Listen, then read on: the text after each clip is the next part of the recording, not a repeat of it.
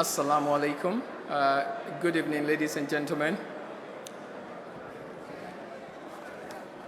We will now begin our proceedings with a recitation from the Holy Quran. If I could humbly request our brother Toban Ephraim to do the recitation, please.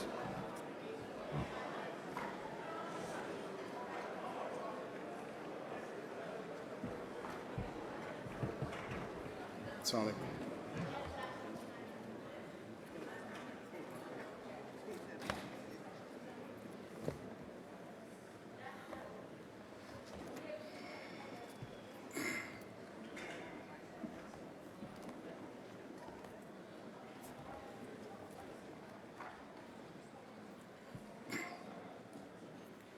أعوذ بالله من الشيطان الرجيم.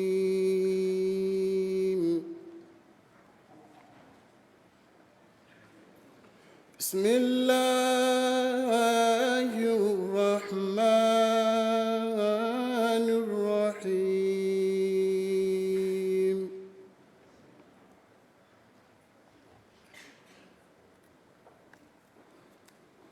يا أيها الذين آمنوا اتقوا الله حق تقاته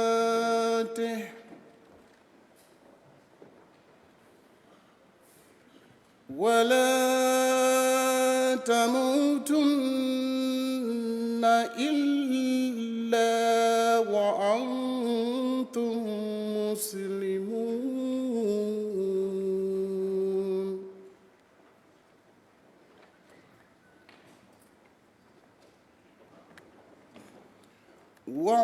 واعتصموا بحبل الله جميعا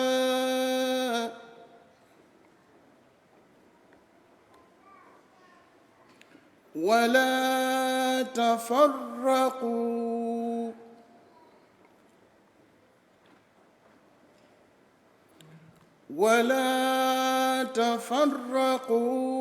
واذكروا نعمة الله عليكم إذ كنتم أعداء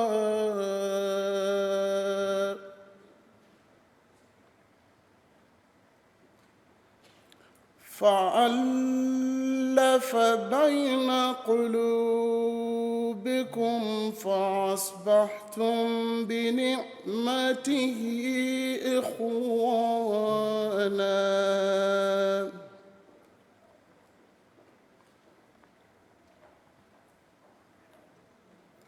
وكنتم على شفا حفرة من النار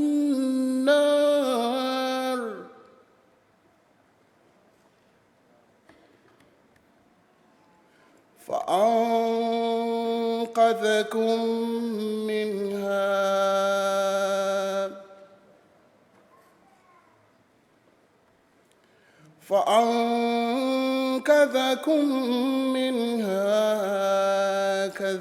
كذلك يبين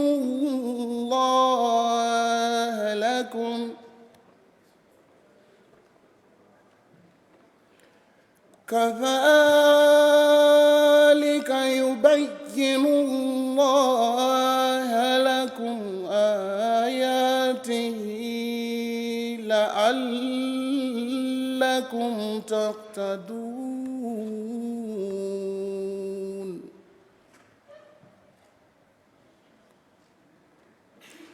ولتكن منكم أمة يدعون إلى الخير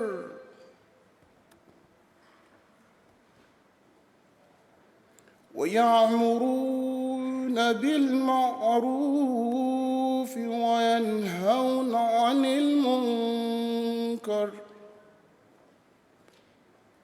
وأولئك هم المفلحون.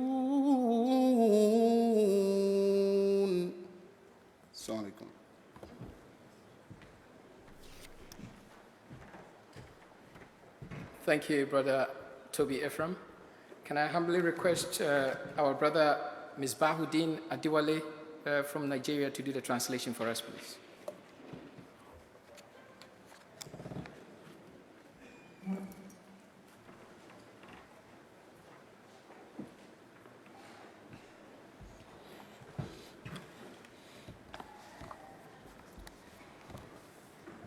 I seek refuge of Allah from Shaitan, the accused one. In the name of Allah, the gracious, the merciful. O you who believe, fear Allah as He should be feared, and let not death overtake you except when you are in a state of submission. And hold fast altogether the robe of Allah, and be not divided. And remember the favor of Allah, which He bestowed upon you when you were enemies. And He united you, and He united your heart in love, so that by His grace you become as brothers. And you were on the brink of a pit of fire, and He saved you from it.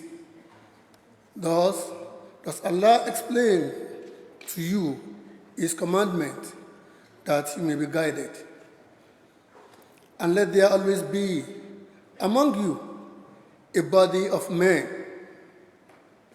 who should invite to goodness and enjoin virtues and forbid evil. And it is they who shall prosper.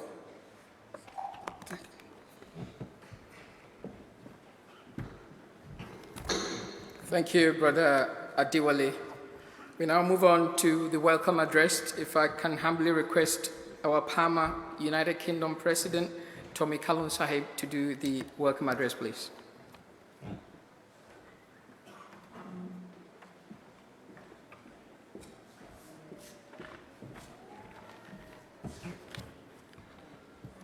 Bismillahir Rahmanir Rahim. In the name of Allah, most gracious, ever merciful. Most revered National President of the Ahmadiyya Muslim Community UK, Lord Ahmad of Wimbledon, Your Excellencies, Your Majesty, members of the diplomatic corps, Your worshipful mayors of Merton and Runnymede, councillors, distinguished guests, ladies, gentlemen, and viewers on live stream. Assalamu alaikum wa rahmatullahi wa barakatuhu. Peace be unto you with the mercy of Allah and His blessings. It is with immense pleasure and genuine humility that I welcome you to this inaugural Africa Peace Symposium hosted by the Pan-African Ahmadiyya Muslim Association, UK.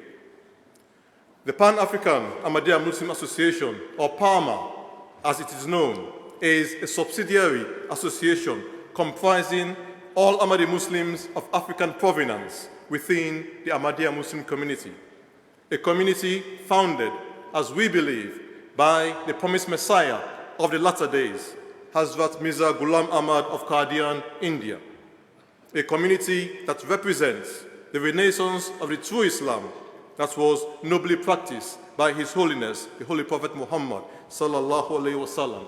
May the peace and blessings of Allah be upon him. Underpinned by the community's esteemed motto, love for all, hatred for none, PAMA's mission statement is to unite, empower, and inspire its membership to serve the religion of Islam, the interests of society, and the welfare of Africa. For the members of PAMA, this mission statement is no credo of convenience. It is the guiding principle which inspires social, moral, and spiritual edification in our members as we strive, committed and unwavering in our lofty ambition of bringing spiritual enlightenment, guidance, and salvation to Africa. It is the guiding principle which motivates us to reinforce righteousness and to promote the virtues of piety, honesty, and integrity among our fellow Africans. It is the guiding principle which encourages us to dedicate ourselves to bringing together Africans in affectionate ties of brotherhood, fraternity, and unity. The theme of this first landmark Africa Peace Symposium is Unity in Diversity. This is a simple yet profound subject, a complex yet vital issue. While we acknowledge the differences among Africans, and indeed in mankind, we should more importantly recognize that it is those very differences that enrich our human interactions in all spheres of life, be they social, cultural, political, and indeed religious. We should celebrate our differences, but not be defined by them. We should value our diversity, yet seek unity within that diversity. We should unite on the basis of ethical, moral, and primordial principles, upholding our universality above our heterogeneity and our humanity above our diversity. These are the lofty ideals which inspired this Africa Peace Symposium and upon which it is conceived. As most attendees and viewers would know, this Peace Symposium was due to be addressed by His Holiness Hazrat Mirza Masroor Ahmad, may Allah be his helper, the worldwide spiritual and administrative head of the Ahmadiyya Muslim community. We deeply regret that His Holiness is unable to grace us with his august presence here this evening. Yet, we are profoundly grateful to him that, notwithstanding, he has addressed a very pertinent message to the attendees and viewers of this event, which he has entrusted to the respected National President of the Ahmadiyya Muslim Community UK, Mr. Rafiq Ahmed Hayat, to deliver. We are also privileged to have Lord Ahmad of Wimbledon, himself a member of our community, as keynote speaker tonight. Lord Ahmad joins us here today in his eminent capacity as Minister of State at the Foreign and Commonwealth Office, with responsibilities, amongst other things, for the Commonwealth and the Caribbean. For me personally, he joins us here today in the capacity of a bosom friend, having served together over many years in the Ahmadiyya Muslim Youth Association, where we received our training and tutelage, collaborated together on countless community and charity projects, and played in the same regional football team. It is indeed our love of football that led us to many a protracted debate, with me, commendably, a passionate Manchester United fan, and Lord Ahmed, inexplicably, a staunch Liverpool supporter. But this is a peace symposium, so it was fitting that divine wisdom ordained a goalless draw between Liverpool and Manchester United last weekend. That at least keeps the peace between us for the duration of this event. Let me now avail myself of this opportunity to record my profound gratitude to all our guests who have traveled far across the UK, from across Europe, especially the delegation from the newly established Parma, Belgium, and from Africa, to honor us here with your presence today. Your attendance here today affirms your disposition towards peace and your interest in the welfare of Africa. For this, we express our sincere thanks and appreciation. I close with an insightful quote from someone who lived among and served Africans for nearly a decade in Africa.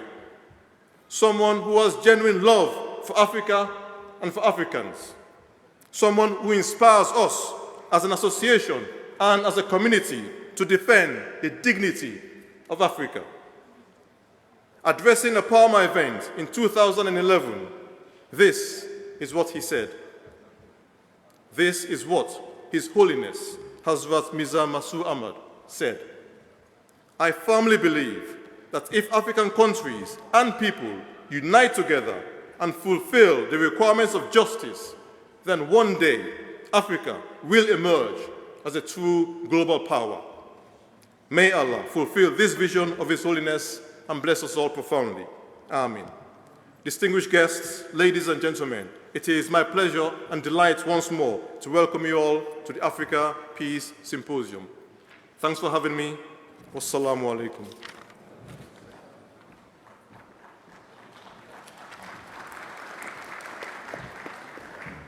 Thank you. I'm a bit surprised. Are we? Come on, give it a bit of a round of applause. Come on, let's go. Yeah, thank you. And I want to give you a little bit of a flavor of the activities of the Ahmadiyya Muslim community in Africa. And this short video will be presenting what PAMA, Pan-African Ahmadiyya Muslim Community, United Kingdom, Humanity First, and the IAAE, which is the International Association of Architects and Engineers of the Ahmadiyya Muslim community. So if we have the video ready now, please. The Pan-African Ahmadiyya Muslim Association of the United Kingdom is proud to work with Humanity First and the International Association of Ahmadi Architects and Engineers to improve the lives of ordinary people across the continent of Africa, improving health, education, and food security for millions. Water for life. Too many people lack access to safe drinking water. Through the Water for Life program, thousands of village water hand pumps have been deployed and refurbished to provide local access to drinking water in Africa to over 3 million people. Model villages. Lack of electrification in rural villages has been keeping communities in poverty. Under the guidance of the Khalifa, His Holiness Hazrat Mirza Masroor Ahmed, may God be his helper, model villages are being constructed across Africa. The concept is to use improved construction techniques and solar power to provide more sustainable housing, communal facilities such as halls, training centers and mosques, lighting, safe access to water and sanitation, and improved crop management. Many such villages have been built already. Education. The community has built and run over 800 schools, and now we are improving the classrooms, building libraries, science laboratories, installing toilet blocks, and providing access to computers. Food security. In farming villages, we are deploying machines to process cassava, maize, coarse, and rice to generate high-value products and save time and effort for women. Medical. Dozens of hospitals and clinics across the region provide access to quality care at low cost. Medical camps provide access to doctors in remote regions. We are also training thousands of local clinicians in modern methods. Vocational training. Over 60,000 students have been trained to certificate and diploma levels at 25 vocational training centers covering IT, tailoring, languages, and engineering trades. Gift of sight. We have 2 mobile eye surgery units in West Africa, providing free cataract surgery. Our teams also provide low-cost prescription glasses. Over 15,000 people have been assisted with restored sight in the last 10 years. The Ahmadiyya Muslim community is spearheading initiatives to provide improved health, food security, and training. The net effect is to take millions in Africa out of poverty. The Pan-African Ahmadiyya Muslim Association's partnership with Humanity First and IAAE allows it to project its vision and commitment to the religion of Islam, the welfare of humanity, and the cause of Africa. Thank you. We now move on to the speeches for tonight. Our first speaker for tonight is the Mayor of Merton, Her Worshipful Councillor Mercy Skeet is the first black female Guyanese councillor. She was born in Guyana, where she was educated, attaining a degree in education and pursued a career in education. She moved to the United Kingdom and continued furthering education to attain higher qualification in teaching from the London South Bank University. Councillor Skeet was elected as a councillor in 2014 and represents the Long Lothian ward. Sorry for my pronunciation there. She has a passion for charitable activities and served as the volunteer of the popular Guyanese charity, the Guzda, where she later enlisted to the role of Assistant Secretary. For her mayoral's year, her chosen charity are Merton Mencab and Commonside Community Development Trust. We now humbly invite her worshipful councillor, Mercy Skeet, to share her brief comments. Mayor of Merton, please. Thank you.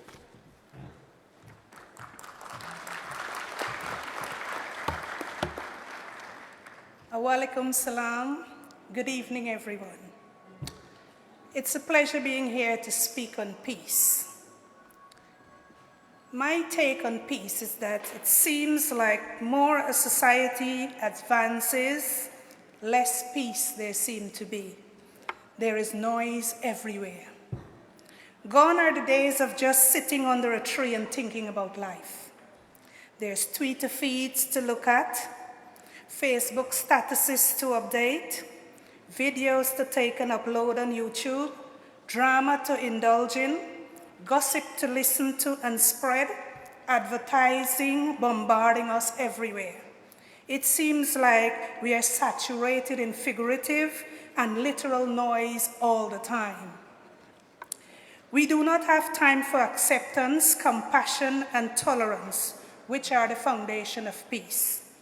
Mahatma Gandhi showed that peace ends suffering and oppression, not by warring against an enemy, but by bearing witness to wrongs and allowing sympathy and common humanity to do their patent work. Nelson Mandela and Mother Teresa lived different lives and showed different aspects of peace, which was proven to be viable ways to achieve great things. The need to secure peace by controlling these evils existing today among us, example, bombings and terrorist attacks on innocent people, continues to be a primary aim of the international community. Crises have been repeatedly coming, and these are bound to keep coming. This makes it very urgent for us, mankind, to prepare and act for managing crises through collective efforts and by the use of several devices. In conclusion, I will leave you with a quote from the great Martin Luther King Jr. He states, violence as a way of achieving radical justice is both impractical and immoral. I am not unmindful of the fact that violence often brings about momentary results. Nations frequently won their independence in battle, but in spite of temporary victories, violence never brings permanent peace. Peace I leave with you this evening. Thank you very much.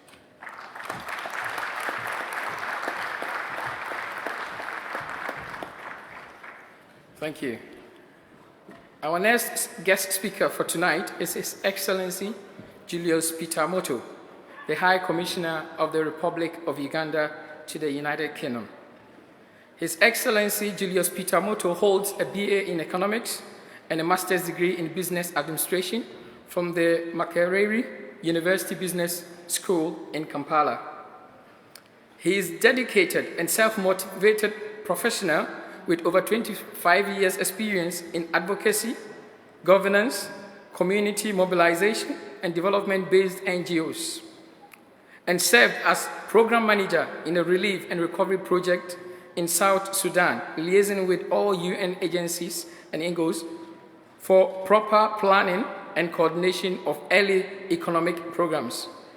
His Excellency served as the Ugandan High Commissioner to South Africa and head of mission with duties covering the Republic of South Africa, Namibia, Botswana, and the Royal Kingdoms of Lesotho and Swaziland, from 2013 until his recent appointment to the United Kingdom. May I now have the honor of inviting His Excellency Julius Peter Moto to share his brief remarks. Thank you.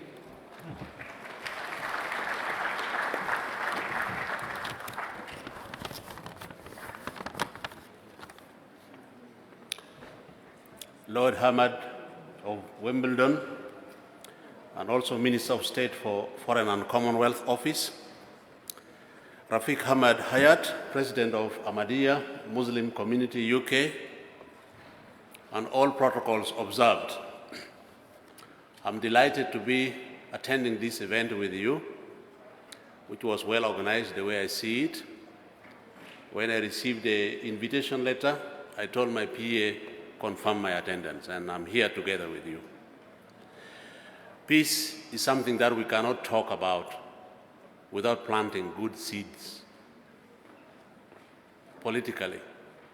Where you don't see peace, that means the politics is wrong. We need to plant good seeds of good politics and good governance so that the citizens of any country cannot leave their country and go to another country. Why am I saying this? In Africa, there are a number of populations that have been displaced. They are refugees in other countries.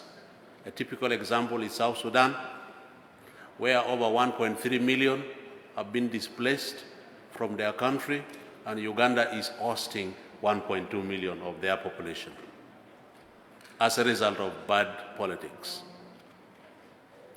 Because peace exists in Uganda, because of good governance, we are hosting 1.2 million South Sudanese. If there was no peace in Uganda, where will these refugees be? We have problems in Somalia. Lots of Somalis have also left their country because of bad governance. Same with DRC, some parts of DRC, and a number of other countries in Africa because of bad governance. So I'm saying, with good governance planted in the politics of a country, peace can be sustained. Lastly but not least, I'm very grateful for the organization, Ahmadiyya Muslim Community, for the great job that they are doing in my country. They are building schools, hospitals, radio stations, and they are installing solar panels in a number of schools and health centers in Uganda, all geared towards promoting good relationship and peace amongst humanity in Uganda. I thank you for listening to me. Thank you.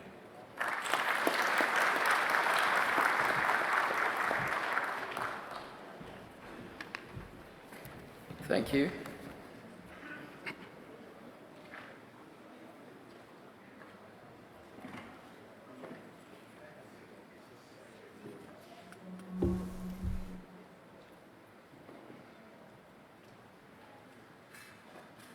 Thank you.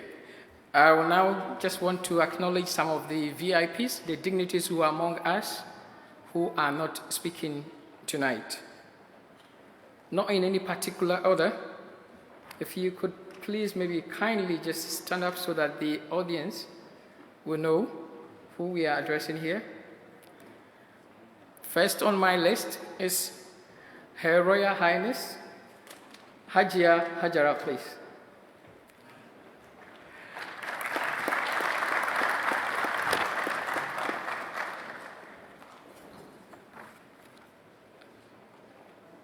Second on my list is Dr.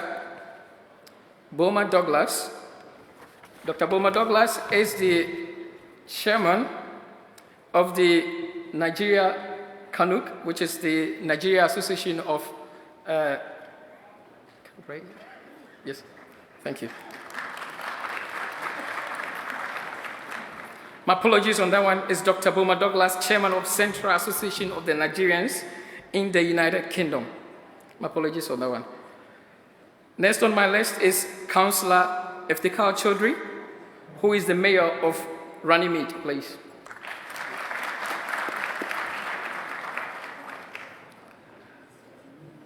Next on the list is the Councillor of the Embassy of Algeria, Mr. Mohamed Mourounen.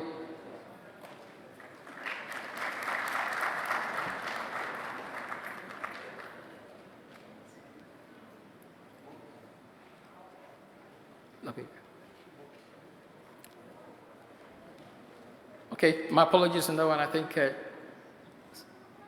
is he here? Yes. Please, can you stand up for the... Thank you very much, thank you. Next on the list is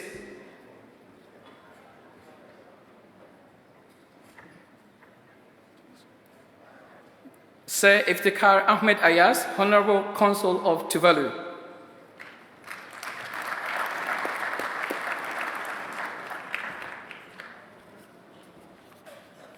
Last but not the least, apologies on that, there's a bit of a mess on the, because they've not attended, so apologies on that side.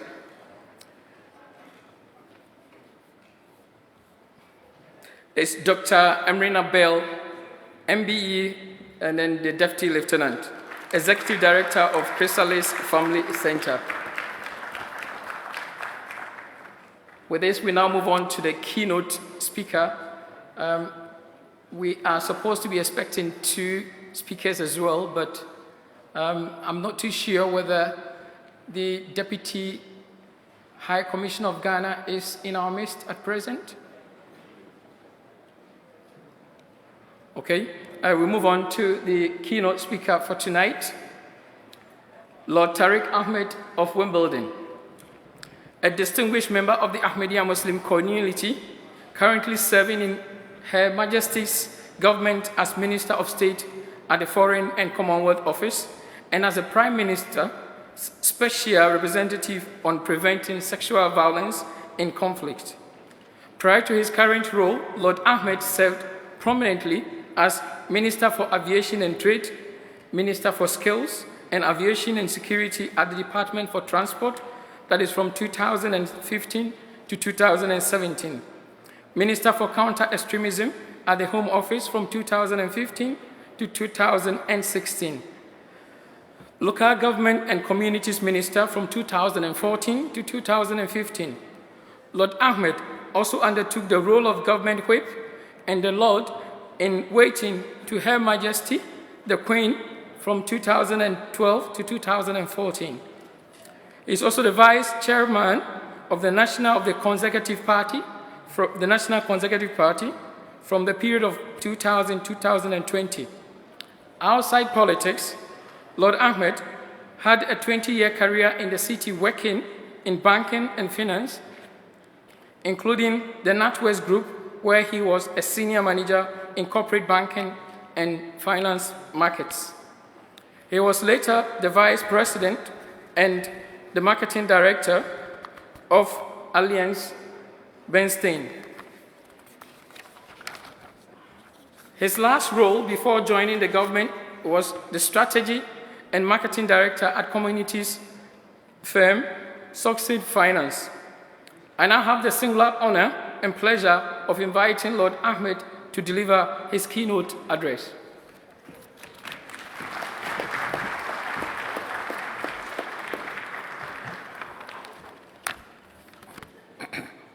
A'udhu billahi minash shaitanir rajim. Bismillahir rahmanir rahim.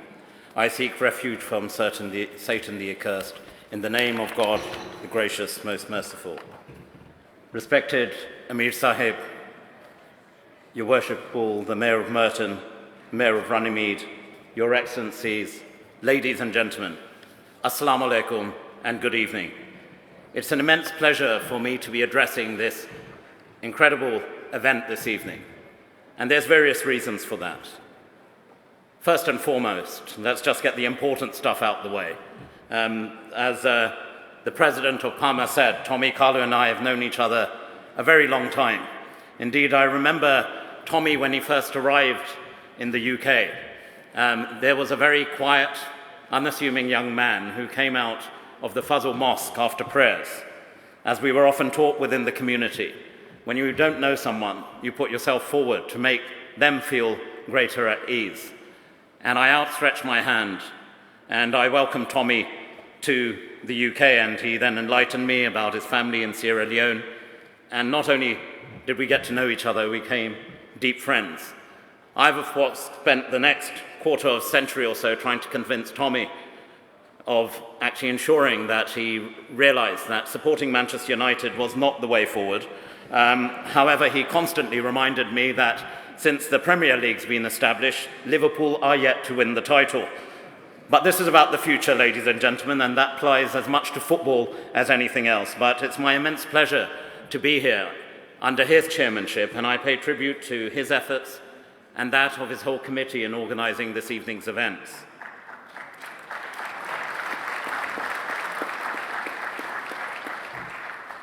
The theme of this evening's event is about unity in diversity. And in a way, it rather sums up my work as the Minister of State at the Foreign and Commonwealth Office. When we see international nations coming together, communities working together, striving together, prioritising, celebrating their diversity, but recognising their strength is in unity. Next week, on Tuesday, as the Minister for the United Nations for the UK government, I'll be delivering a speech to mark the 72nd anniversary of the entry into force of the UN Charter, the founding document of the United Nations. It's perhaps a good moment to recognise the enormous challenge member states today and member states then were responding to when they agreed in the preamble of the Charter, and I quote, "to unite our strength to maintain international peace and security." And the Charter went on to say to practice tolerance and live together in peace with one another as good neighbours. It's perhaps also a good moment to reflect that we in the United Kingdom, from our government, continue to reaffirm our commitment to the rules-based international systems that the United Nations itself embodies. And the UK has been a strong supporter of the UN since its inception, through our status as a permanent member on the UN Security Council, our global leadership on development and humanitarian assistance, particularly in Africa, poignant for this evening's reflections, and our unwavering commitment to human rights. The UN's work to uphold universal values is as significant to the world today as when the UN Charter first came into force. And looking ahead, we need the United Nations more than any time perhaps before to meet the challenges that we currently confront in the 21st century. We need that rule-based international order, that system of justice that can deliver prosperity and security for us all. Because ultimately, we all strive to uphold those very values we share of humanity as we strive to protect the rights of all, wherever they may be. And I can assure you, that is what I work for with colleagues across government, what our Prime Minister strives for, as we represent not our interests, but the interests of humanity on the world stage. And our commitment to the United Nations in this respect remains resolute. The sense of unity within the international stage is also reflected in another area of my responsibilities, again pertinent to tonight's event, which is the family of the 52 nations that constitute the Commonwealth. Incredible diverse nations, from Canada to the Caribbean, from here in the United Kingdom to Africa and Asia and out to Australia. The strength of this incredible diversity of people, communities, faiths come together under the banner of the Commonwealth. And perhaps, as we reflect, and I look around this room and see many friends that I've worked with, both within the Ahmadiyya Muslim community, but also outside within the community at large. Many councillors from the local borough here in Merton who were colleagues. Some shared the same political opinion. Others, such as Councillor Macaulay, did not. But I don't hold her up for that. What I do recognise is that across the piece, whoever serves communities wherever they are, we stood together, unwavering and resolute, to ensure that the common cause of humanity, the rights of all, could be best served and upheld. And that's what the Commonwealth does.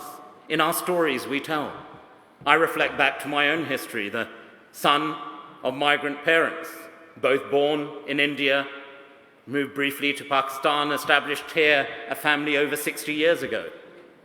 I suppose that makes me a Brit of Indian origin. Then I look towards my wife's family. Her family, her parents were born in Pakistan. They migrated over to Australia. That makes her, well, I'm not quite sure. She still is very passionate about her Australian nationality. But at the same time, ladies and gentlemen, it recognizes the wealth of the Commonwealth. Our children are enriched in the identity the Commonwealth provides. A story of 52 nations, an organization incredibly based on friendly cooperation between countries. Recognizing historic links over 7 decades has helped newly independent countries develop their national institutions. 52 nations, as I said, across the world. But we should not just look at what we can achieve through the Commonwealth as an organization. The Commonwealth is also about member states' cooperation, its vibrant networks, associations, and most importantly, what we're celebrating here this evening, its diasporas. Today, the Commonwealth champions the interests of small island states. It helps nations deepen and strengthen their democracies. It enables us to work together in partnership through a common language, a shared history, closely related legal systems, but also a common future. I alluded earlier to the development and prosperity of Africa. There are 18 African countries of the Commonwealth. That is almost a third of its total membership. And a key feature, looking towards the future, is their growing youth population. 200 million Africans, 200 million, are aged between 15 and 24. That translates to 1 person in every 5. Even more staggering is the fact that 2/3 of the Commonwealth, the 52 nations that make up the Commonwealth, 2/3, 60% of its population is under the age of 30. Now, whilst many of us, including Tommy and I, may strive to still perceive ourselves being under 30, the challenge remains for all of us to ensure that we focus on the future. We focus in bringing together the energy of incredible communities and diasporas, and the work that PAMA does in this regard, in bringing communities and diasporas together, not just here in the United Kingdom, but across the Commonwealth, is phenomenal. And I throw down perhaps somewhat of an opportunity and a challenge to all members here. Work with us to see how, through the Commonwealth, we can boost trade, how we can mitigate the effects of climate change, how we can keep people safe against violent extremism, cyber attacks, and human trafficking and modern slavery, and how we protect and promote our shared values, our values of humanity, to create fairer societies. It is the diversity of the Commonwealth that comes together with a unity of purpose, a unity of action. As Minister for the Commonwealth, I look forward to next April's summit and heads of government meeting, where 52 nations will come together on common themes and pillars, looking at issues of security, sustainability, fairness and trade. And that's a huge opportunity for us collectively to revitalize, re-energize and renew the organization and agree steps at the summit to help create more secure and prosperous and fair and sustainable societies. And within the context of the Commonwealth and the UN, but what brings us here this evening, promoting and protecting human rights is another element of my key role as Human Rights Minister. It is a priority for this government. It is a priority for our Prime Minister. As someone of faith, promoting the right of freedom of religion or belief is particularly important to me. The Holy Quran, the sacred scripture for Muslims around the world, talks of there being no compulsion in religion. The holy founder of Islam, Prophet Muhammad, peace and blessings of Allah be upon him, spoke where he said, "Be kind, for whenever kindness becomes part of something, it beautifies it. And none of us," he wrote, None of us truly will believe until we wish for others what we wish for ourselves. Prophet Jesus talked to others that he preached to when he talked of honoring all people.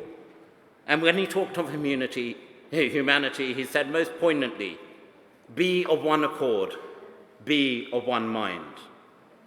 And indeed, the founder of the Ahmadiyya Muslim community, the Renaissance of Islam, put down very poignant words when he was speaking passionately and poignantly about humanity. Hazrat Mirza Ghulam Ahmad said, and I quote, I proclaim to all Muslims, Hindus and Aryas, indeed he referred to people of all faiths, that I have no enemy in the world. I love mankind with the love that a compassionate mother has for her child, even more so. I am only the enemy of false doctrines that kill the truth. Human sympathy is my duty. It is those words that resonate here in this evening that resonate across this mosque, across the Ahmadiyya Muslim community. That renaissance of Islam instills, no matter what capacity we serve in, where we are, to ensure that the service to humanity, that human sympathy, is at the heart and core of everything we do. And therefore, as we look towards building, whether in government or through communities, through faith groups, we should always be working towards understanding and peaceful cooperation between the world's religions. And let me assure you, from Her Majesty's government, the government is determined to support cooperation between religions and protect religious groups from discrimination or persecution. As the Prime Minister said at a 10 Downing Street reception earlier this year, and I quote, Mrs. May said, we must reaffirm our determination to stand up for people of all religions, to practice their beliefs in peace and safety. And let me assure you, working in collaboration with different faith leaders is key to this effort. It is why I have established a regular roundtable with a variety of faith leaders and representatives on important foreign policy topics. I want faith groups to play an increasing part in the search for the solutions to international crises, as well as broader international challenges. There are some incredible examples of positive roles faith groups can play. We see around it the role faith groups have when we look around the hall this evening, and elsewhere when we look at the role of the Catholic Church in supporting negotiations between the Colombian government and the FARC guerrillas, which ended a seemingly intractable decades-long conflict, which reminds us of the uniquely trusted role faith groups can play as an honest broker. Earlier this year, I had the opportunity to visit Ghana. I witnessed the groundbreaking work that the Ghana's National Peace Council in de-escalating tensions at a community level. You know, when I got there, I asked the question, here was a country aspiring to become a middle-income country. Did it have challenges of employment for its youth? Yes. Did it have challenge of social deprivation and poverty? Yes. But, ladies and gentlemen, what it did not have was the challenge and that evil of having to counter extremism. We must then ask ourselves, as any responsible minister or anyone visiting another nation, as I did in Ghana, the question why? And when I sat down with those faith leaders, every denomination of Islam was represented. Every denomination of Christianity was represented. And all other minority faiths were represented. A statutory body advising the government on the commonalities of faith, on the commonalities of the universal message of each and every faith, underlying the broad principle that every person of any faith or none who has humanity at their heart would adhere to, that there is so much more that unites us than divides us.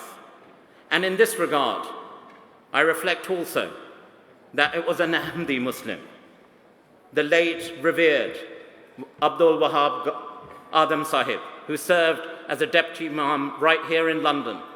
Some of us were very fortunate to know him from a very young age, who was instrumental in establishing that peace council.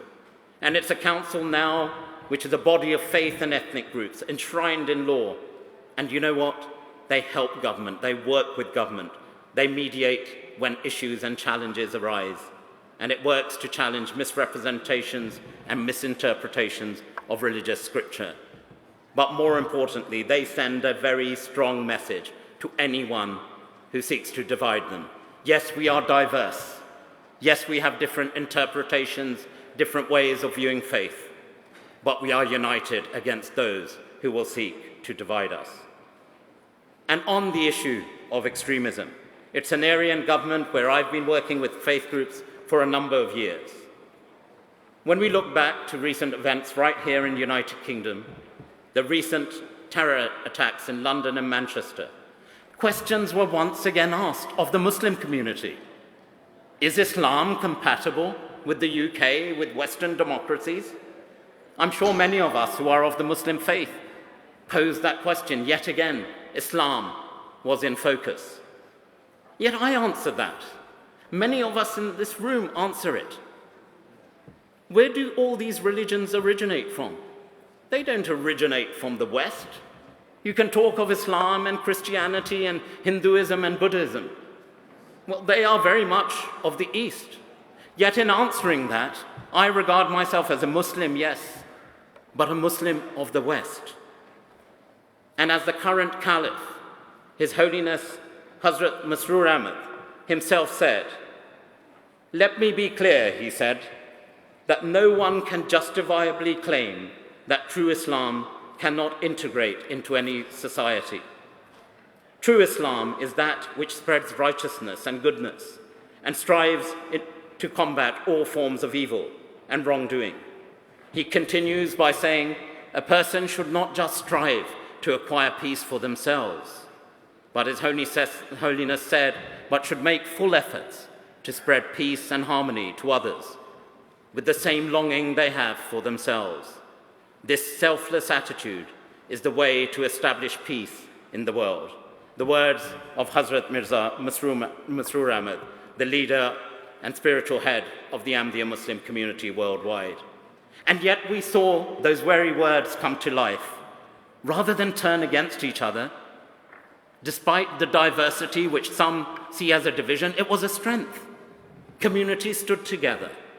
They reached out to each other at that key moment of the need to reject extremism in all its ugly forms. In Manchester, taxi drivers of all faiths worked all night without pay to make sure people who were at concerts, again of all faiths, could get home. After the Finsbury Park attack during the holy month of Ramzan, we saw Imam Muhammad Mahmud shield the perpetrator, the very person who committed the crime, from the anger of the people who had just watched this cowardly attack. And in London Bridge, many people in this room I know travel into London for work. Brave passers-by put themselves in harm's way to divert the attackers from murderous rampage. And of course, as someone who serves in the Westminster Parliament, those very extremist actions came right to our door. But let me assure you, our diversity of our great nation is a great strength because we act together in unity.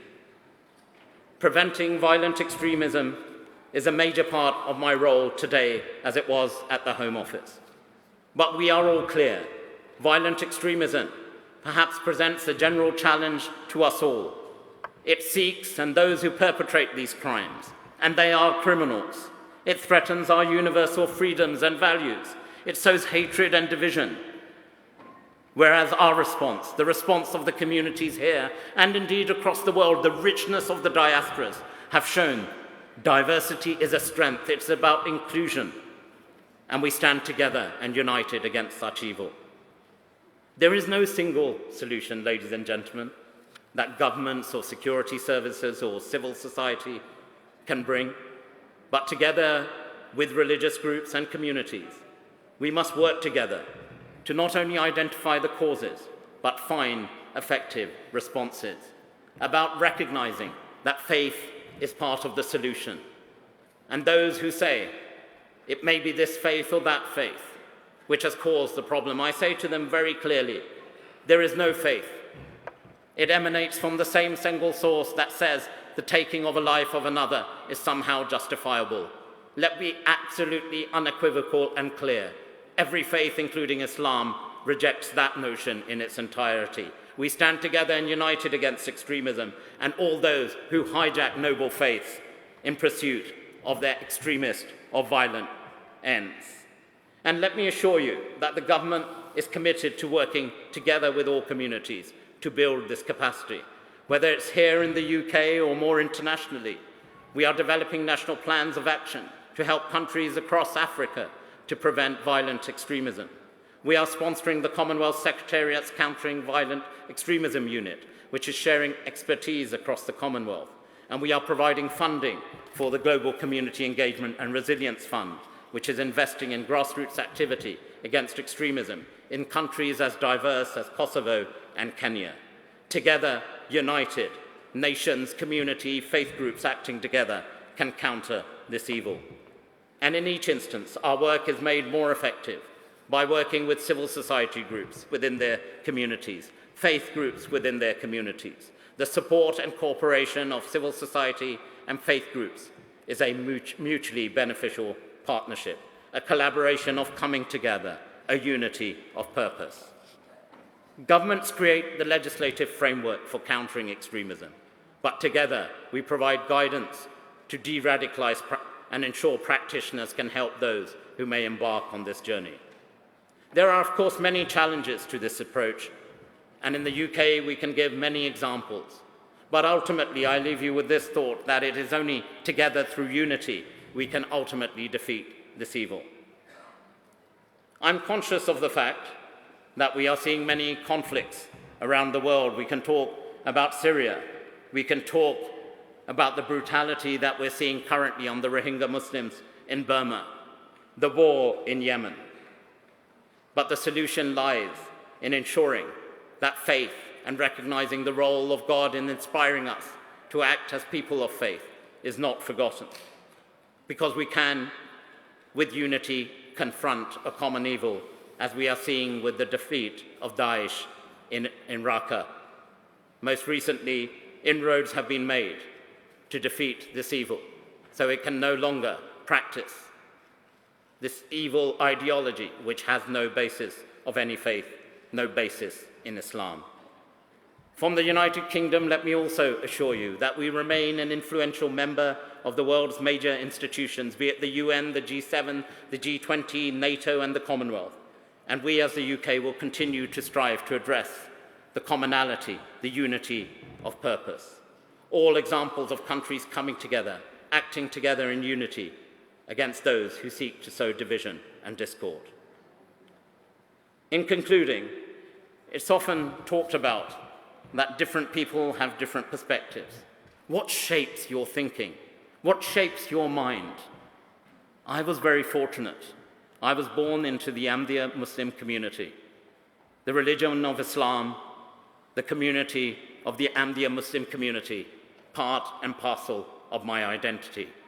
True as it was when I was born, true as it is to this living day.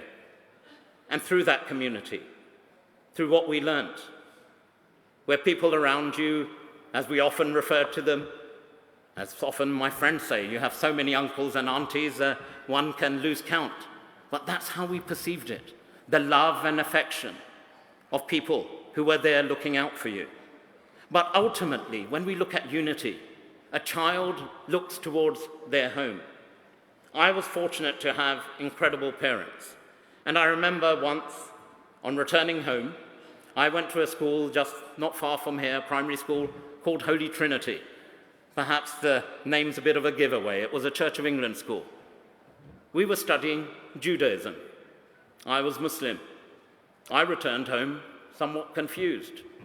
My mother, as only mothers know best, sat me down and I said, Ammi, mother in Urdu, I don't quite understand. We've got all these different religions. She gave me something to eat. That's always a good sign from a mother. Give them something to chew on.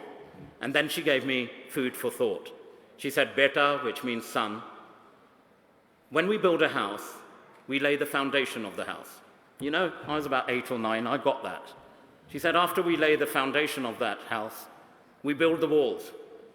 Got that as well. I was living in a house, so I got what walls meant. And after we build those walls, we put on the roof to complete that house. I got that analogy. She said, from our perspective as Muslims, we regard this as the house of Abraham. The foundations are Judaism. Without the strength of those foundations, the walls of Christianity could not have been erected. And without those walls of Christianity, the roof of Islam would not have completed the house of Abraham. The other windows and doors represent other faiths and communities, but also a reflection that if we are to find true unity of purpose, we recognize the diversity by looking, yes, inwards at ourselves, but outwards to the world. And ultimately, we are one family. For a young 8 or 9-year-old boy, that embedded in me what I saw in my home, what I saw in my community. And yes, I can proudly say, those same values, those same attributes instilled in me at home, through my community, through my faith, I'm proud to see that unity of purposes, that celebration of diversity, standing together, is a proud reflection of our shared values in our great country. Thank you very much.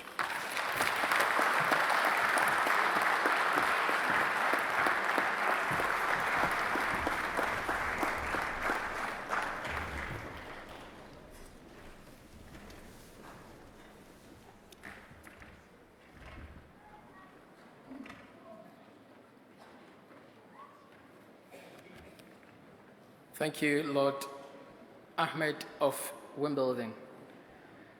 I will now want to continue to acknowledge some of the dignitaries on the stage who I missed out in my first announcements. Now I'll carry on now. First on my list now is Rafiq Ahmed Hayat, who is the president of the Ahmadiyya Muslim Community, United Kingdom. Mr. Rafiq Hayat, please.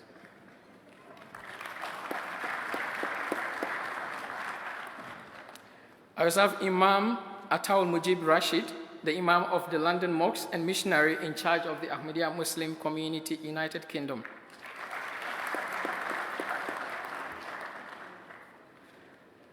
Mr. Abid Khan, who is the acting managing director and also the international press secretary of the Ahmadiyya Muslim Community.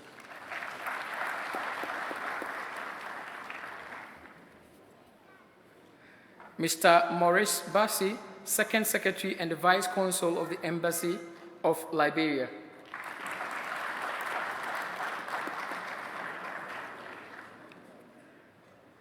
Then Imam Hafiz Ehsan Sekunda, who is the missionary in charge of the Ahmadiyya Muslim Community, Belgium.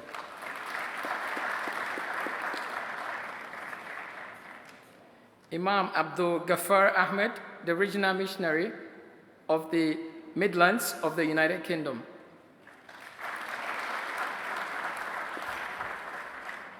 Mr. Issa Wema, who is the former chairman of the Pan-African Ahmadiyya Muslim Community, United Kingdom.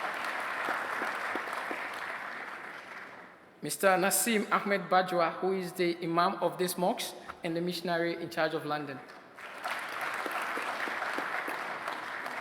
There's a lot of dignitaries here, and I just want to apologize if your name has not been mentioned because there's a lot of lists that I wouldn't be able to go through. Thank you very much for attending. Luckily enough, we have some of our dignitaries, the speakers who have managed to come through, so we would want to give them the opportunity to also address us. Next on my list is the Deputy High Commissioner of Ghana to the United Kingdom. Her Excellency, Madam Rita Tani Idi, is a professional qualified teacher who taught in several schools within Ghana, including the Yendi Secondary School and Berekum Teacher Training College. Her Excellency also distinguished herself in service to her country, Ghana, as the District Chief Executive and a Member of Parliament for Gushegu in the Northern Region of Ghana.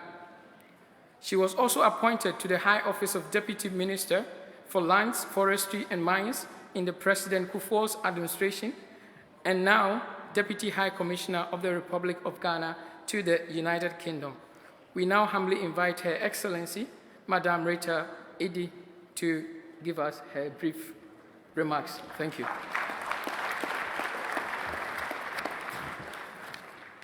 Thank you.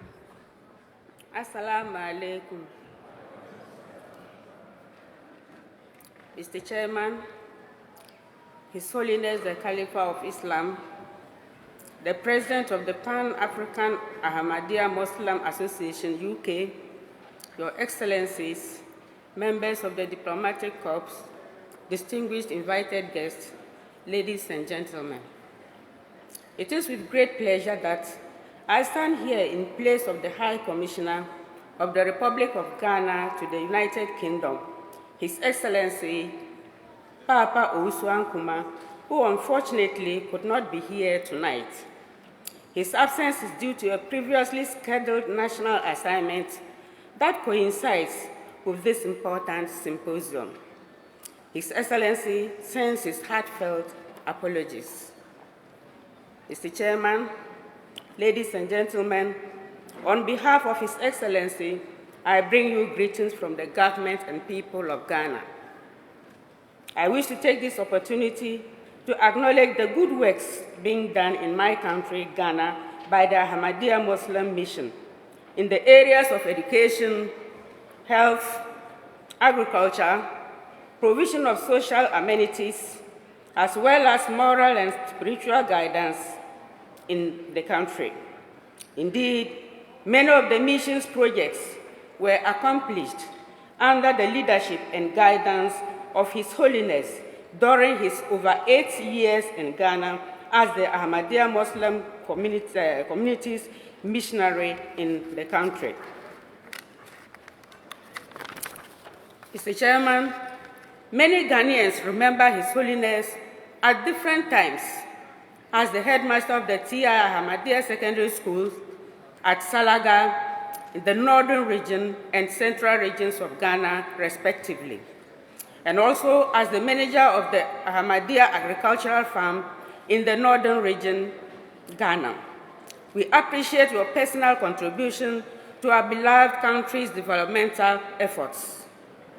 The theme for tonight's symposium, as Unity in Diversity, is appropriate for the prevailing times in the world today and reflects the values that the Ahmadiyya Muslim community has been preaching this past century. That though we might come from different backgrounds, we can and must unite around the principles of peace, justice, tolerance, and love. These values are of the highest calling, regardless of our culture or social standing. Mr. Chairman, we in Ghana are a very diverse lot, but we always do manage to get together. This is because we make room for dialogue in our dealings with one another. That through all the struggles and trials of daily life, we are guided by maxims. In unity lies strength, and let peace prevail. These two sayings are the North Stars that guide our daily lives, regardless of ethnicity, politics, economic, or social standing. It is therefore a singular privilege to be given this opportunity to interact with you and share ideas which would be beneficial to the gathering. On my part, I shall do my utmost to ensure that the essence of tonight's teachings are passed on to the Ahmadiyya Muslim community in Ghana, which I am informed this is the largest in any country in the world.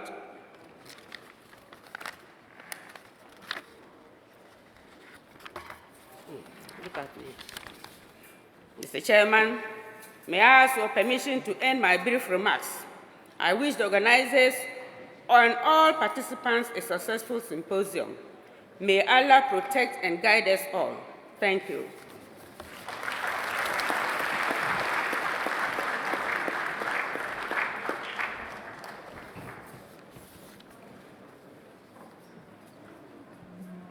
Thank you, Madam Edie, the Deputy High Commissioner of Ghana. We now move on to our next speaker for tonight, Her Excellency Dr. Justina Mutali. Her Excellency Dr. Justina Mutali is the founder and president of the Justina Mutali Foundation, a scholarship program for underprivileged African young women. She has been acclaimed as one of the most influential and inspirational African women who has been distinguished of being voted as one of the African Women of the Year in 2012.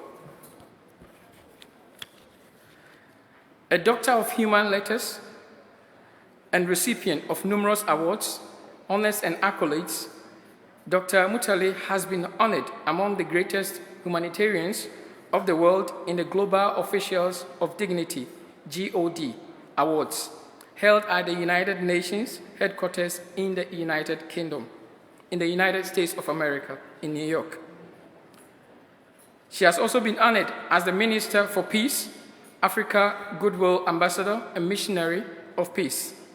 She serves as the President, Patron, Ambassador, Trustee, Board Member, Advisor, Consultant, and Mentor to several humanitarian, community, and charitable organizations in the United States and the United Kingdom and overseas.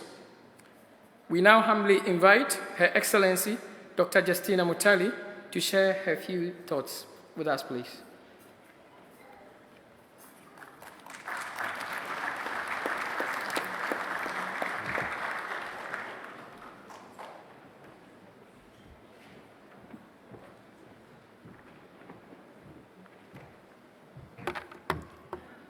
His Holiness, leader of the worldwide Ahmadiyya Muslim community, Mr. Mirza Ahmed, His Excellency, the President of the Pan-African Ahmadiyya community, Mr. Tommy Cullen, Lord Ahmed, all the imams, blessed imams, ladies and gentlemen, distinguished ladies and gentlemen, and all protocols observed. May the peace and blessings of Allah be upon you. As some of you may be aware, I am not Muslim. I am Christian and I am Catholic. We read a lot of things in the press, but at the same time, I come from Zambia. Zambia has been one of the most peaceful countries ever since we attained our independence, despite having several different religions operating in the same sphere. The largest number are Christians, followed by Muslims. We have Hindus, we have Buddhists, and we have several other religions operating in Zambia. I grew up in Zambia, and I was very shocked when I came here to find that there is an issue between Christians and Muslims. I am also a student of practical philosophy. And in studying practical philosophy, I know that all the faiths and religions of the world have the same principles in mind. We have the same guiding principles. We have what is called the golden rule, to do unto others as you would want them to do done unto you.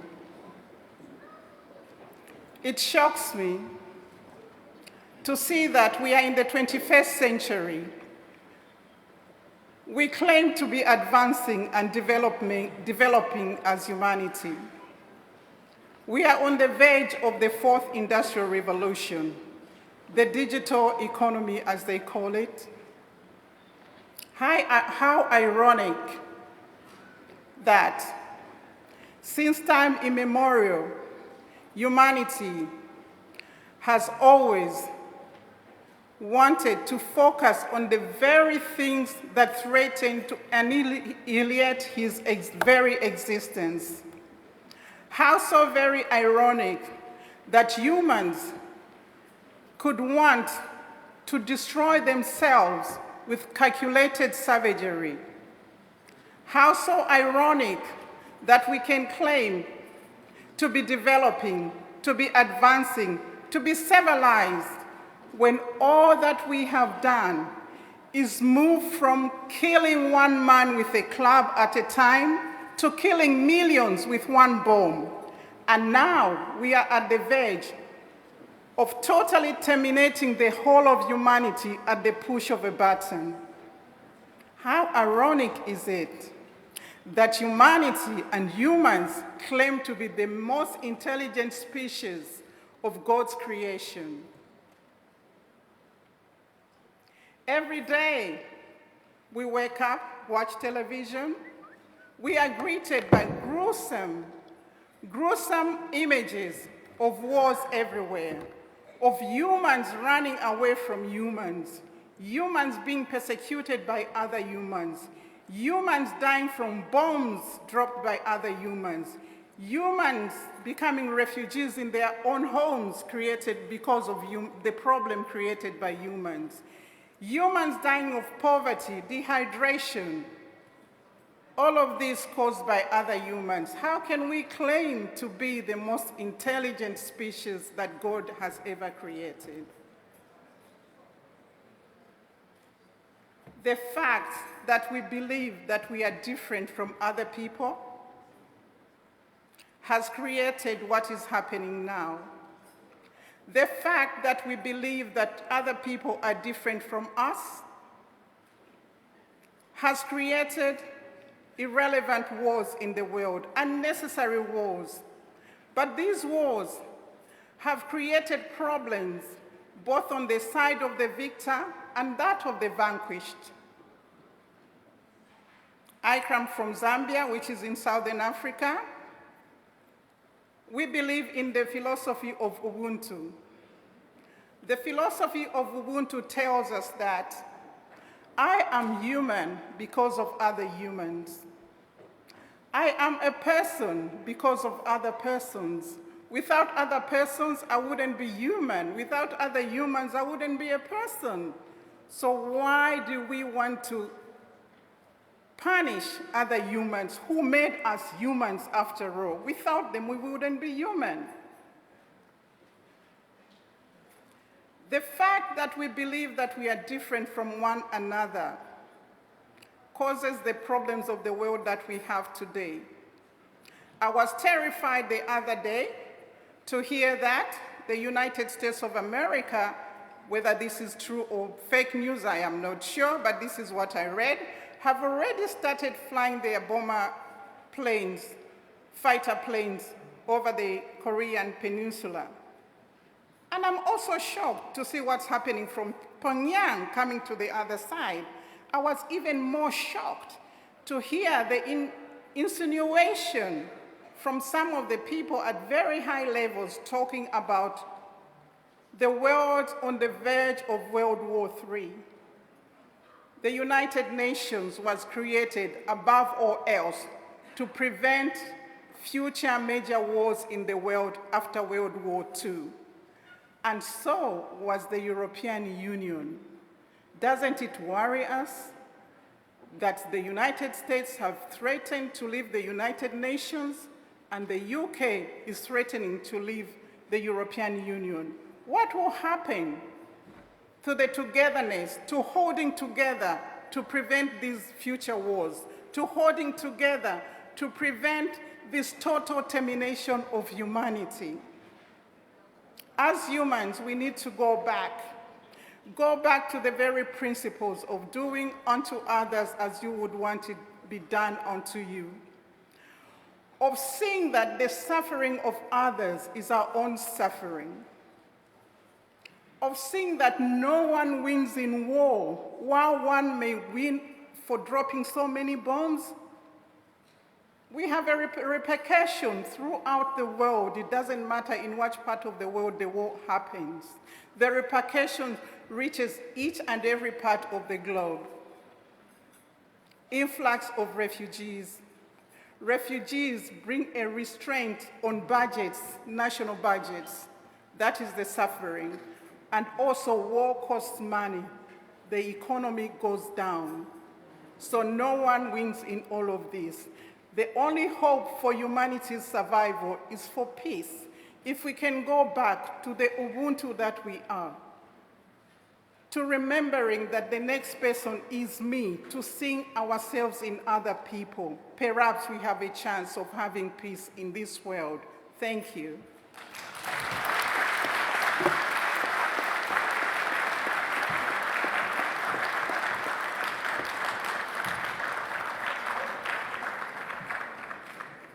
Thank you, Dr. Justin Mutali.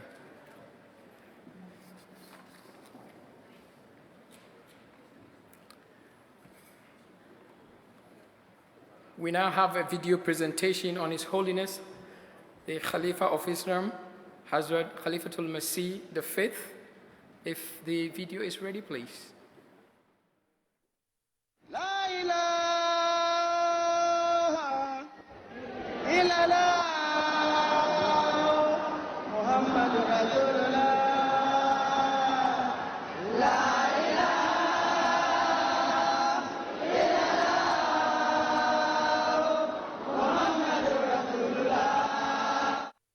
I want to express gratitude for the privilege of appearing here in front of Your Holiness and this assemblage. We're really honored you're here.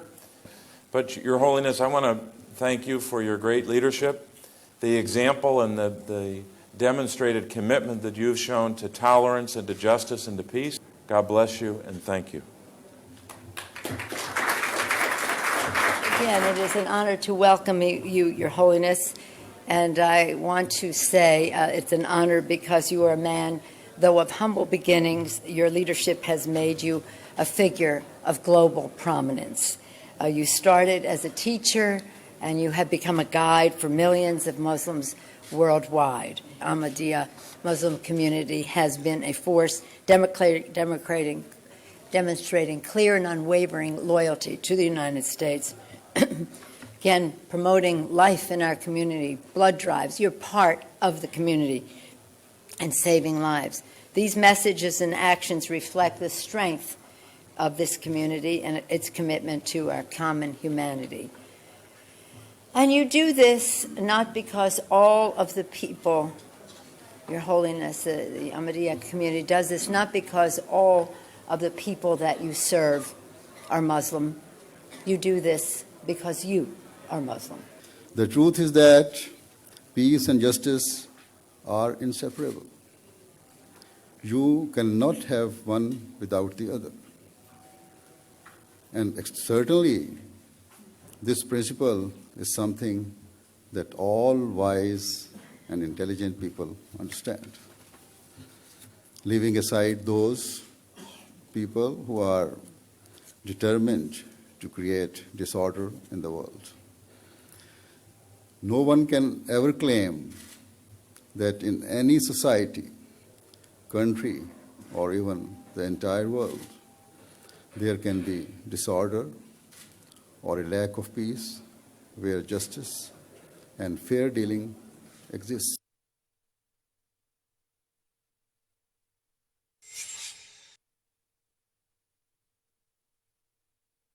He preaches a message of love for all, hatred for none. And when Peter Mansbridge spoke with him recently, there was concern that message wasn't being heard. During this interview, Mansbridge asked Hazrat Amir al-Momineen whether the world was at a critical junction in time. Yes, it seems. Muslim world is disturbed. And now that is spreading, it is going beyond. Arriving at around 10:30 a.m., Hazur was welcomed by Judy Segro, Member of Parliament for Liberals, the ruling party of Canada. I would like to draw to the presence of honourable members the presence in the gallery of His Holiness Mirza Masroor Ahmad, head of the worldwide Ahmadiyya Muslim community.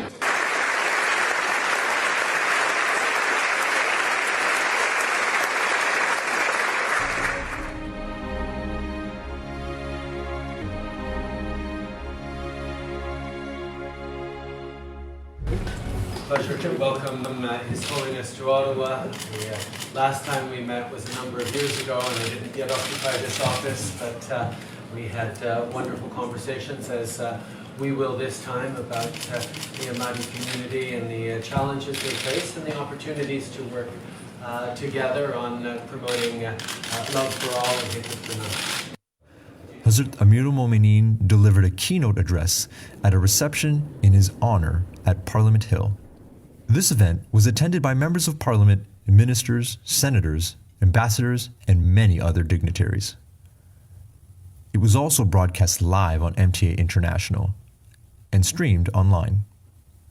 In his address, Hazur spoke to the audience about the condition of the world and how it is on the brink of a catastrophe. It is the task of the government and the parliamentarians, as guardians of their nations, to legislate in a way that gives rights to their citizens rather than take their rights away. This should be done across the board, indiscriminately, so that the rights of all people, whether they be Muslims, Christians, Jews, Hindus, Sikhs, or the people of any other belief, including those who are not religious, are upheld and guaranteed at all times. And the means to resolve it become much clearer.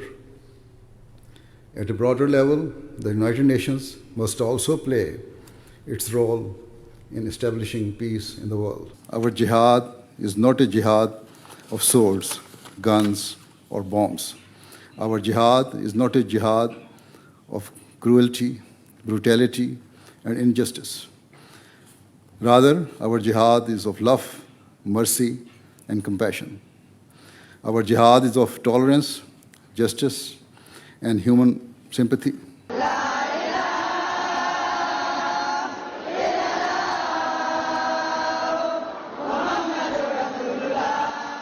A fundamental and basic teaching of Islam is that a true Muslim is a person from whose tongue and hand all other peaceful people are safe. This is the definition of a Muslim given by the Holy Prophet Muhammad sallallahu alaihi wasallam. Another beautiful principle taught by Islam is that peace in society requires one to suppress his anger, rather than allowing it to prevail over principles of honesty and justice.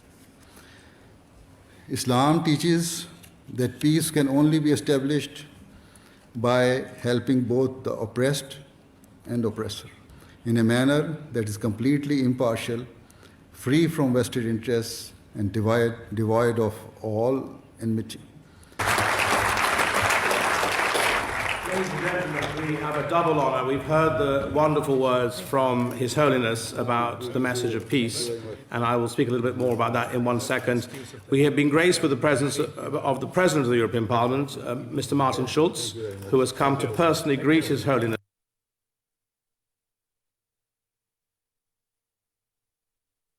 It was messages of peace, of love, of respect towards one another, of reconciliation. These are messages which are especially valuable and serve as a particularly powerful antidote at a time of tension, of a time where we have seen, unfortunately, incidences of violence, of brutality, and of extremism, which play no role in any peace-loving society. The Muslim community is a true Islamic religious community, introduced the true and peaceful teachings of Islam. Our sect is the standard bearer for peace, reconciliation, and harmony, which is why our motto is love for all, hatred for none. That we Ahmadi Muslims believe that in this era, the concept of a violent jihad by the sword is completely wrong and is to be rejected. It is an urgent need of the time that in an effort to establish global peace and harmony, all people should display mutual respect. During these tours, His Holiness has met world leaders from the Far East to Europe, from North America to Africa, discussing the economic, social, and political problems facing the world today, and how to create peace and justice in the world, to share common values and core ideals universal to all religions and cultures, with a view to improving the moral state of mankind and creating an atmosphere of love and affection. From young to old, he compassionately listens to the ordinary man, regardless of race, color, or religion. He has personally initiated social projects and schemes to alleviate poverty and human suffering. His concern is not just about the well-being and moral state of the members of the Ahmadiyya community, but of the great human suffering of mankind at large. I would like to pay an additional tribute to the work being done by Ahmadis in raising standards in Africa, and particularly in education.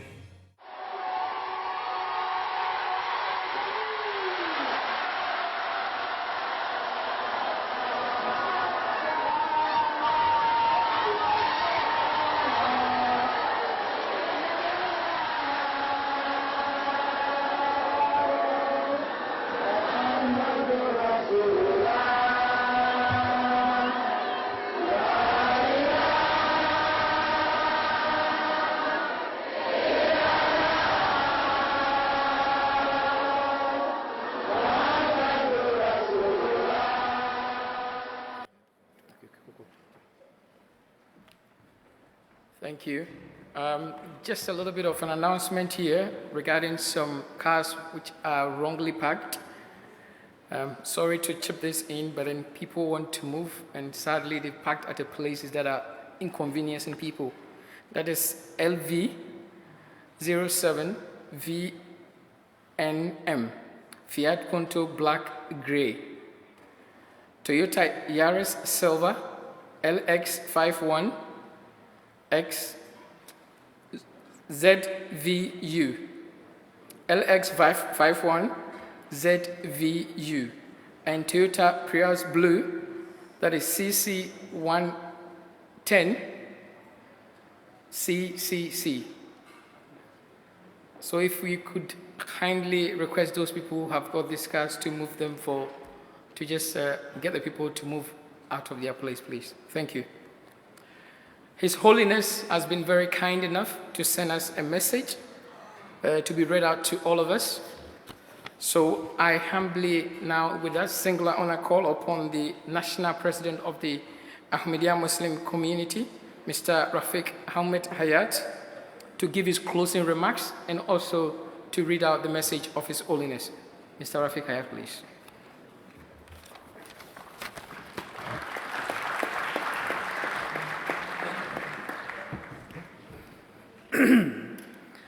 A'udhu billahi minash shaitanir rajim. Bismillahir Rahmanir Rahim. Your worshipful mayors, your excellencies, your majesty, lords, ladies and gentlemen, assalamu alaikum wa rahmatullahi wa barakatuhu. May peace and blessings of Allah be upon you. It is a pleasure for us to host you all today at this peace symposium that reflects the issue of unity in diversity. Firstly, I would like to take this opportunity to thank our Pan Am Association, who have worked very diligently over many weeks to organize this event, and particularly the organizing committee under the chairmanship of Mr. Tommy Kalon, who have done an excellent job, and I'm very grateful to them. And I would like you all to please raise your hands for him.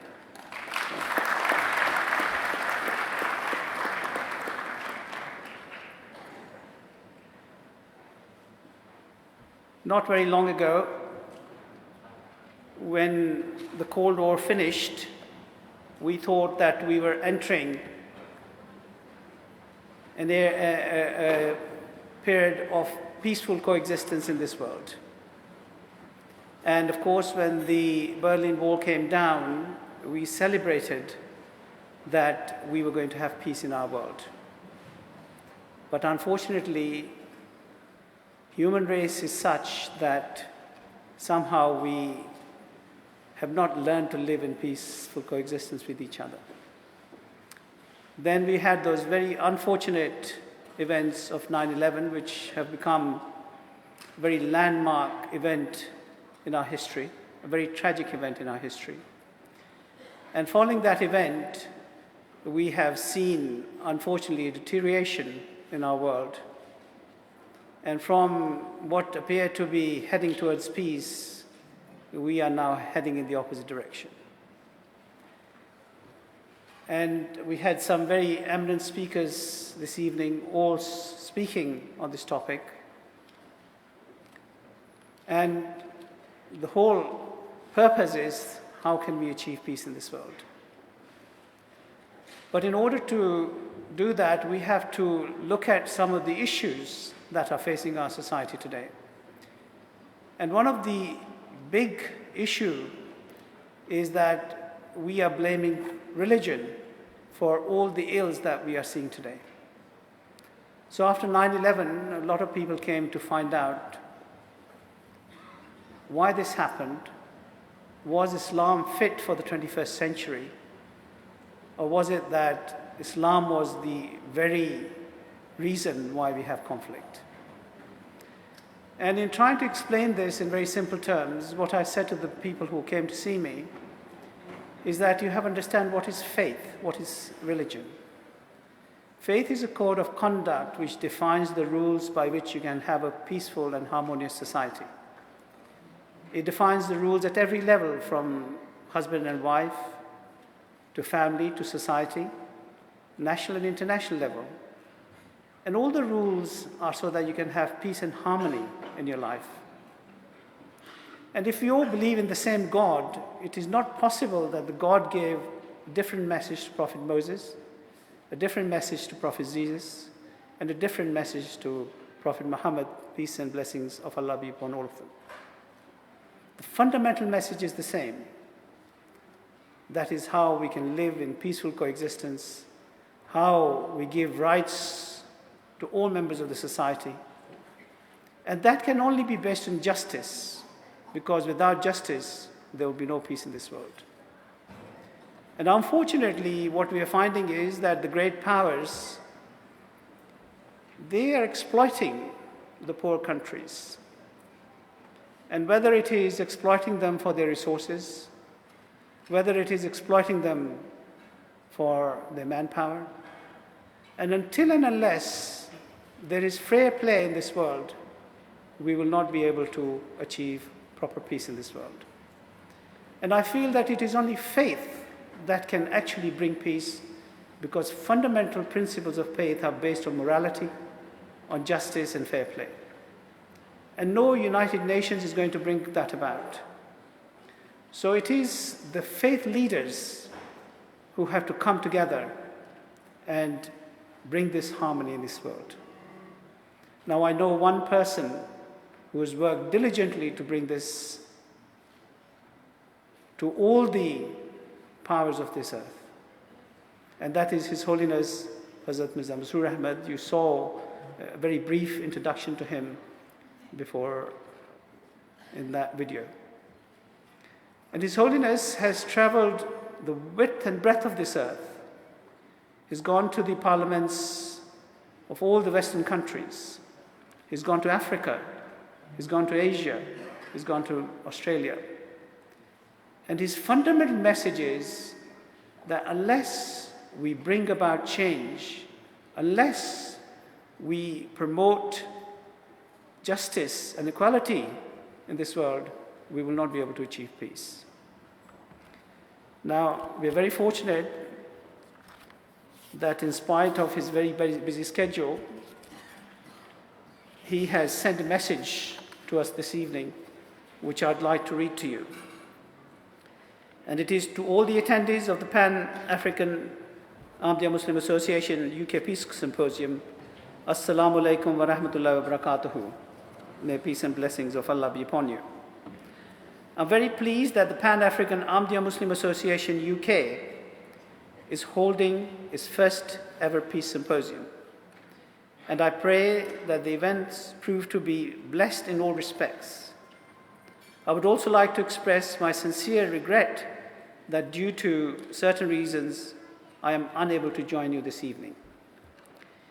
In today's world, such functions have taken on an even greater importance because the world is passing through a period of increased instability and conflict.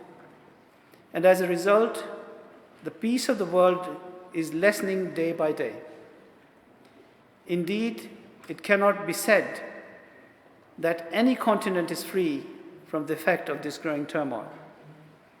Thus I pray that Allah the Almighty grants wisdom to the people of the world so that instead of moving rapidly towards destruction and catastrophe, people come to realize the need to step back from the abyss and seek to build bridges of love and peace in the society. However, this will not be possible until all nations and continents, whether it be North or South America, Australia, Europe, Asia, and indeed all of Africa, are willing to work together for the common good of mankind. With the grace of Allah, according to our limited resources, the Ahmadiyya Muslim community is continually engaged in efforts to promote peace in the world and to unite mankind under a banner of love, peace, and harmony.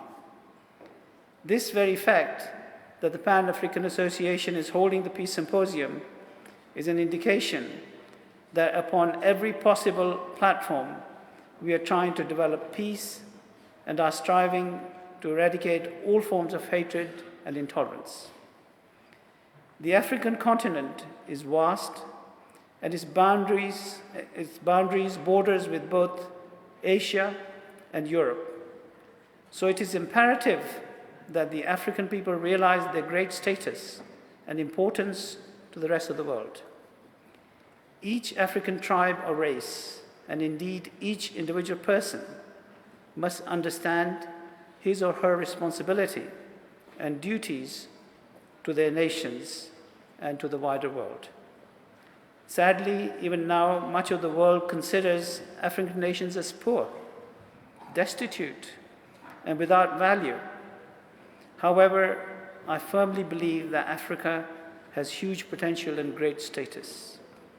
Yours is the continent that was ruled by foreign nations for generations and generations, and tragically they plundered Africa of its resources for their own benefit. Thankfully, and with the grace of God, Africa is now free from this colonial past. So it is the obligation of African governments and leaders to ensure that their national resources are utilized in the best possible way in order to benefit their nations and to help them grow and develop. During the colonial era, Africa's oil resources had not been fully revealed, but in recent times, new oil has been discovered, and there is better technology available to extract this natural wealth that God has bestowed upon the African people. It is my prayer that African leaders invest every single penny derived from such wealth for the sake of the development of their nation and to help their people. This should be their objective and mission. Otherwise, whilst your continent may have been liberated from the chains of colonialism, it will continue to remain shackled by the chains of economic slavery. I pray that every African leader works to the best of his or her abilities and considers themselves to be the servant of the nation and consider it is their duty to be the guardians of the future of Africa. I pray that the legacy that bequeath to the future generations is one of peace, prosperity, and sustained development. Similarly, I urge the members of the public to elect leaders who they consider to be the most loyal, faithful, and capable. Furthermore, all people should play their respective roles in helping light the torch for a bright and progressive future for the African continent. Alongside the economic development of your countries, it is essential that you maintain a spirit of peace and brotherhood within your nations and your African neighbors, and in this way, you can set a glorious example of peace for the rest of the world to follow. Tragically, in recent years, some extremist and terrorist groups such as Boko Haram and Al-Shabaab have gained influence in Africa. To eradicate them and to bring an end to their evil, both the African leaders and the people must work together to ensure that their countries develop and progress. In all the dealings, you must show integrity and be justice so that people do not become frustrated, as it is frustration that invariably makes people vulnerable to radicalization. May Allah the Almighty bless the African continent in all respects, and may your nation remain free of all forms of slavery or colonialism forevermore. Rather than come under the rule of others, I hope and pray that Africa comes to lead the world, inshallah. Once again, I pray that the events of this event is blessed in all respects. Long live Africa. Wassalam, Mirza Masroor Ahmad, Khalifatul Masih V. So this is the message from His Holiness. It's a very important message to all the people of Africa. I think it is very, very important that our leaders should take heed of this, because without having the sole purpose that we are there to serve our nation rather than serve ourselves, we will not be able to bring about that change. And all African leaders can bring huge change in this world, and Africa can lead to peace in this world if every person in Africa works towards this objective. Our prayers are that may God bless us all, and that we may see peace in our own times, and that we may be able to bring our children in a peaceful world where we can live in harmony with this creation and with Allah's creation. Many thanks. God bless you. Have a very good evening. Apologies. I know you've been waiting for a long time, and now, inshallah, food will be served after this concluding remarks. Thank you once again. And is there silent prayer now? As it is traditional that we end our functions, formal functions, with a silent prayer, I'd request you to join me. All those of our guests, all we do is we raise our hands to God.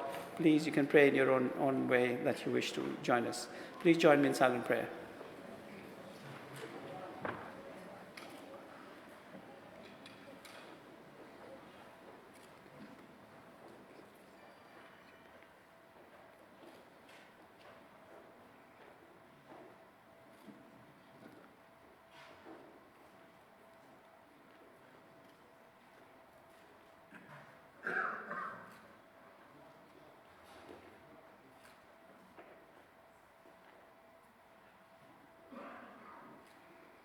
Amen. Thank you very much.